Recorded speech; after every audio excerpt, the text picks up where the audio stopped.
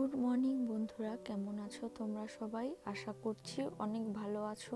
এখন বাজে সকাল 5টা। এই উঠলাম, ফ্রেশ হয়ে চলে এলাম রান্নাঘরে। সকালে ডিউটি যাওয়ার সময় কিছু একটা না খেয়ে গেলে 12টার সময় এত খিদে পায় যে কি বলবো। তাই প্রতিদিন চেষ্টা করি কিছু একটা খেয়ে যাওয়ার। আজকে একটু ওটস খেয়ে যাব। আজকে আবার বরেরও অফিস আছে সকালবেলা, তাই একটা বড় বাটির মধ্যেই ওটস রেডি করে নিলাম। এইটা একসাথেই দুজনে হাফ হাফ করে খেয়ে আমি একটু তাড়াতাড়ি বেরিয়ে যাব, কারণ আমার 7টায় অফিস টাইম আর বরের 8টাতে, তাই ও একটু দেরি করে যাবে। এইদিকে রেডি হয়ে গেল ওটসটা, ওপরে একটু মধু দিয়ে এবার খেয়ে নেব।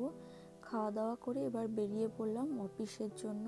চলো, অফিসে যাওয়ার পথে তোমাদের সাথে একটা কথা শেয়ার করি। জাপানে আসার 6 থেকে 7 মাস পরে এই অফিসে আমি জয়েন করি।